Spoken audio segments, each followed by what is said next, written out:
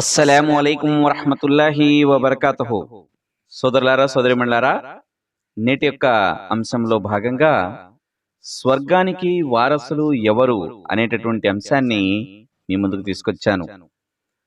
సృష్టికర్త అయినటువంటి అల్లా తన అంతిమ దైవ గ్రంథం ఖురాన్లో స్వర్గానికి వారసులు ఎవరో తెలియజేయడం జరిగింది. మరి అంతిమ దైవ గ్రంథం ఖురాన్ సూరతుల్ అల్ మోమినూన్ సూరా నెంబర్ 23 వాక్యం నెంబరు 1 నుండి 11 వాక్యాలను గనక మనం పరిశీలిస్తే, సృష్టికర్త అయినటువంటి అల్లా స్వర్గం యొక్క వారసులు ఎవరో తెలియజేయటం జరిగింది. ముందుగా సృష్టికర్త అయినటువంటి అల్లా తన అంతిమ దైవ గ్రంథం ఖురాన్లోని సూరతుల్ ముమినూన్లోని మొదటి వాక్యంలో ఈ విషయాన్ని తెలియజేస్తూ ఖద్ అఫ్లహల్ ముమినూన్ అని చెప్పడం జరిగింది. అంటే నిశ్చయంగా విశ్వాసులు సాఫల్యం పొందారు. అంటే ఫలా అంటే చీల్చటం, కోయడం అని అర్థం వస్తుంది. వ్యవసాయం చేసే వారిని కూడా ఫల్లాహ్ అని కూడా అంటారు. ఎందుకంటే రైతు నేలను దుక్కి లేదా తవ్వి విత్తనం నాటుతాడు. బంధనాలు తెంచుకుంటూ అవరోధాలను అధిగమిస్తూ పోయి తన లక్ష్యాన్ని ఛేదించిన వ్యక్తిని ముఫ్లిహూన్ విజేతగా వ్యవహరిస్తారు. అయితే షరియత్తు పరిభాషలో విజేత ఎవరు అంటే అతడు ప్రాపంచిక జీవితం గడుపుతూ తన ప్రభువును ప్రసన్నుణ్ణి చేసేవాడు. తద్వారా అతను పరలోకంలో తన నిజ ప్రభువుకు క్షమాభిక్షకు అర్హుడుగా ఖరారు చేయబడతాడు. దాంతోపాటు ప్రాపంచిక అనుగ్రహాలు కూడా అతనికి లభిస్తే ఇక చెప్పాల్సిందేముంది, సుబ్హానల్లా. అయితే సిసలైనటువంటి సాఫల్యం, ప్రాపంచిక అనుగ్రహాలు కూడా అతనికి లభిస్తే ఇక చెప్పాల్సిందేముంది చెప్పండి. అయితే సోదరులారా, పరలోక సాఫల్యమే అసలు సిఫ్సలైనటువంటి సాఫల్యము అని మనకు ఖురాన్ ద్వారా దైవప్రవక్త ముహమ్మద్ సల్లల్లాహు అలైహి వసల్లం వారి యొక్క హదీసుల ద్వారా తెలియజేయడం జరుగుతుంది. కానీ ప్రజలు ప్రాపంచిక జీవితంలో ఆస్తిపాస్తులు, అధికారాలు, పదవులు లభించిన వారినే భాగ్యవంతులుగా, విజయవంతులుగా భావిస్తుంటారు. సిసలైన విజేతలు ఎవరో, వారి గుణగణాలు ఏమిటో, వారు ఎలా ఉంటారో కూడా ఈ యొక్క వాక్యాల్లో చెప్పడం జరిగింది. ముఖ్యంగా ఆ యొక్క స్వర్గం యొక్క వారసులు ఎవరు అంటే సృష్టికర్త అయినటువంటి అల్లా వారిని విజేతలుగా తెలియజేస్తూ విశ్వాసులు విజేతలు అని చెప్పడం జరుగుతుంది. మరి వారిలో ఉండేటటువంటి గుణగణాలు ఏమిటండి అంటే, వారు ఎలాంటి వారంటే వారు తమ నమాజులలో అణుకువ కలిగి ఉంటారు. అల్లజీన హుం సలాతిహిం ఖాషిఊన్ అంటే వారు ఖాషిఊన్ అని అనబడింది ఇక్కడ. ఖుషు అంటే మానసిక ఏకాగ్రత, మనస్సును లగ్నం చేయడం, భక్తిభావంతో అణగారిపోవడం అని అర్థం. నమాజులో ఏకాగ్రత పొందటం అంటే ఆలోచనలను ఇతరిత్ర వ్యాపకాలపైకి పోనివ్వకుండా ఉండాలి. మనస్సులో దేవుని ఔన్నత్యం, భయం కాపాడుకునేలా చేయాలి. అలాగే అశ్రద్ధ, పరధ్యానం, చిరాకు వంటి వాటిని దరికి చేరనివ్వరాదు.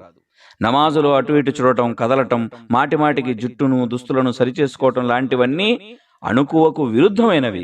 ఒక సాధారణ వ్యక్తి రాజ్యాధికారి సమక్షంలో వెళ్ళినప్పుడు ఎంతో వినమ్రుడై నిలబడతాడు. అలాంటిది సర్వలోక సృష్టికర్త అయినటువంటి ఆ అల్లాహ్ సుబ్హానహు తఆలా సమక్షంలో మనం నమాజుకు, ప్రార్థనకు నిలబడినప్పుడు ఇంకెంత వినయం, మరెంత వినమ్రత మనలో ఉట్టిపడాలో ఒక్కసారి ఆలోచించండి సోదరులారా, సోదరిమణులారా. మరి అందుకని అల్లాహ్ సుబ్హానహు తఆలా ఇక్కడ వారు ఎలాంటి వారంటే వారి యొక్క మొదటి గుణము నమాజులో వారు అణుకువను కలిగి ఉంటారు అని చెప్పడం జరిగింది. మరి వారి యొక్క ఇంకొక గుణగణం ఏమిటంటే, స్వర్గానికి వారసుల యొక్క ఇంకొక గుణగణం ఏమిటంటే వల్లదీన హుం అనిల్ లవ్వి మురిజూన్ అంటే వారు పనికి మాలినటువంటి వాటిని పట్టించుకోరు. అంటే లగున్ అంటే నిరర్ధకరమైనటువంటి పనులు, పనికిరాని మాటలు, వ్యర్థ విషయాలు అని అర్థం. లేదా ప్రాపంచికంగా గాని ధార్మికంగా గాని నష్టం చేకూర్చే విషయాలు అని భావం. వాటిని పట్టించుకోకపోవడం అంటే వాటికి అవి చేయడానికి పాల్పడకపోవడం, అటుంచి కనీసం వాటి వైపు కన్నెత్తి కూడా చూడకూడదు. పైగా అలాంటి వాటికి మనం ఆమడ దూరాన ఉండాలి. అలాగే ఇంకొక వారి యొక్క గుణగణం ఏమిటంటే, స్వర్గవాసుల యొక్క వారసుల యొక్క గుణగణము, వారు తమపై విధించబడినటువంటి జకాతు విధానాన్ని పాటిస్తారు. వల్లజీన హుం లిజ్జకాతి ఫాయిలూన్ అంటే అల్లాహ్ విధిగా చేసినటువంటి జకాత్ను వారు చెల్లిస్తారని భావం. జకాత్కి సంబంధించినటువంటి పరిమాణము, నిష్పత్తి తదితర తఫ్సీళ్లు మదీనాలో అవతరించినప్పటికీ మౌలిక ఆదేశం మాత్రం మక్కాలోనే అవతరించిందని పండితులు అంటుంటారు. ఆత్మశుద్ధికి దోహదపడే నడవడికను తీర్చిదిద్దే పనులు చేయాలన్నది ఈ ఆయత యొక్క భావం అని చెప్పి మనకు విద్వాంసుల ద్వారా తెలియజేయటం జరుగుతుంది. కాబట్టి ఇది వారి యొక్క ఇంకొక గుణగణము. మరి అలాగే వారు తమ మర్మస్థానాలను కాపాడుకుంటారు. వారి యొక్క గుణగణంలో ఇంకొకటి ఏంటంటే భాగము, వారు తమ మర్మస్థానాలను కాపాడుకుంటారు. అంటే వారు చెడు పనులకు, చెడు కార్యాలకు దూరముగా ఉంటారు అని చెప్పడం జరుగుతుంది. అలాగే వారి ఇంకొక గుణగణం ఏమిటంటే స్వర్గానికి వారసులయ్యేటటువంటి వారి యొక్క గుణగణము, వారు తమ అప్పగింతల వాగ్దానాల పట్ల కడు అప్రమత్తంగా ఉంటారు. వల్లదీన హుం లి అమానతిహిం అంటే ఇక్కడ అల్లాహ్ సుబ్హానహు తఆలా అమానత్ అంటే అప్పగింత, మరియు వా ఆదిహిం రాఊన్ అంటే వారు తమ యొక్క వాగ్దానాల పట్ల కూడా కడు అప్రమత్తంగా ఉంటారు అని చెప్పడం జరుగుతుంది. అంటే ఇక్కడ మనం గమనించవలసినటువంటి విషయం ఏమిటంటే సోదరులారా, ఈ ఆయతలో ప్రస్తావించబడినటువంటి సుగుణాలు కల విశ్వాసులు మాత్రమే స్వర్గానికి వారసులు అవుతారని చెప్పడం జరుగుతూ, అల్లాహ్ సుబ్హానహు తఆలా ఈ వారు అప్పగింతలు మరియు వాగ్దానాల పట్ల కడు అప్రమత్తంగా ఉండటం అంటే, అరబ్బీలో అమానత్ అంటే అప్పగించబడినటువంటి బాధ్యతలను సజావుగా నిర్వర్తించటం, ఇతరులకు చెల్లించవలసిన పైకాన్ని యథాతథంగా చెల్లించటం, రహస్య విషయాలను ఎవరైనా చెప్తే దాయమని చెప్తే వాటిని రహస్యంగానే ఉంచటం, అల్లాహతో చేసిన బాసలకు అంటే వాగ్దానాలకు కట్టుబడి ఉండటం, ఎవరి సొమ్ములను వారికి ఇవ్వటం, ఇవన్నీ కూడా అమానతు కిందకే పరిగణించబడతాయి. అలాగే అల్లాహ్ సుబ్హానహు తఆలా మళ్ళీ చెప్తున్నటువంటి విషయం ఏంటంటే వల్లదీన హుం అలా సలాతిహిం యుహాఫిజూన్, వారు తమ నమాజులను పరీక్షిస్తూ ఉంటారు. అంటే మళ్ళీ ఇక్కడ అల్లాహ్ సుబ్హానహు తఆలా నమాజ్ గురించి చెప్పడం జరిగింది. ఆఖరిలో మళ్ళీ నమాజుల పరిరక్షణ, వాళ్ళు నమాజును రక్షించుకుంటారు. అంటే నమాజుల పరిరక్షణ ఏదైతే ఉందో అది సాఫల్యానికి సోపానంగా అభివర్ణించడం ఇక్కడ గమనార్హమైనటువంటి విషయం. అంటే స్వర్గంలో వెళ్ళాలంటే, వాటి స్వర్గం యొక్క వారసులు అవ్వాలంటే ఇక్కడ నమాజ్ అనేది చాలా ముఖ్యమైనటువంటి విషయం అని చెప్పడం జరుగుతుంది. నమాజుల ప్రస్తావనతో మొదలైన విశ్వాసుల సుగుణాలు ఏవైతే ఉన్నాయో ఆయత్ నంబర్ 2లో చెప్పడం జరిగింది. మరియు నమాజుల యొక్క ప్రస్తావనతోనే మళ్ళీ ఆయత్ నంబర్ 9లో ముగేటాన్ని బట్టి సృష్టికర్త అయినటువంటి అల్లాహ్ దృష్టిలో నమాజుకు ఎంతటి ప్రాముఖ్యం ఉందో మనకు తెలుస్తుంది.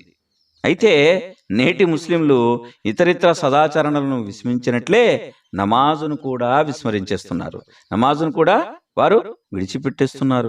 ఒకవేళ నమాజులు చేసినా ఏదో లాంఛనప్రాయంగా ఏదో చేస్తున్నారు తప్పించి, నమాజులలో అల్లాహ్ సుబ్హానహు తఆలా ఏ అణుకువ మరి ఏ భక్తి గురించి చెప్పడం జరిగిందో ఆ భక్తి, ఆ యొక్క అణుకువ పారవస్యం ఎలా ఉండాలో అవైతే ఉండటం లేదు. కాబట్టి సోదరులారా, ఈ విషయాలన్నిటిని తెలియజేస్తూ సోదరిమణులారా, ఇలాంటి వారే స్వర్గంలోని ఫిరదౌసు ప్రదేశానికి వారసులవుతారు, వారక్కడ కలకాలం ఉంటారు అని చెప్పి సృష్టికర్త అయినటువంటి అల్లాహ్ తెలియజేయడం జరుగుతుంది. మరి ఈ సుగుణాలు కల విశ్వాసులు మాత్రమే స్వర్గానికి వారసులవుతారు. అది దేనికి? స్వర్గంలోని అత్యున్నత ప్రదేశమైనటువంటి జన్నతుల్ ఫిర్దౌస్కి, స్వర్గంలోని సెలయేళ్లు ఆ స్థలం నుంచే వెలువడతాయి అని చెప్పి మనకు హదీసుల్లో కూడా తెలియజేయటం జరిగింది. కాబట్టి ఈ గుణగణాలు ఎవరి దగ్గర అయితే ఉన్నాయో వారు స్వర్గానికి వారసులవుతారు. వారి మొదటి గుణం ఏమిటి సోదరిమణులారా? మొదటిది, వారు నమాజులో అణుకువను కలిగి ఉంటారు. పనికి మాలినటువంటి విషయాలను, ఎలాంటి పనికిలాని విషయాలను వారు అటువంటి విషయాల జోలికి పోరు. మరియు తమపై జకాతు విధానాన్ని వారు పాటిస్తారు, తమ మర్మస్థానాలను కాపాడుకుంటారు. మరి అలాగే వారు అప్పగింతల వాగ్దానాల పట్ల అప్రమత్తంగా ఉంటారు మరియు నమాజులను కాపాడుకుంటారు. ఇలాంటి వారే స్వర్గానికి వారసులు అని సృష్టికర్త అయినటువంటి అల్లాహ్ మనకు తెలియజేయటం జరుగుతుంది.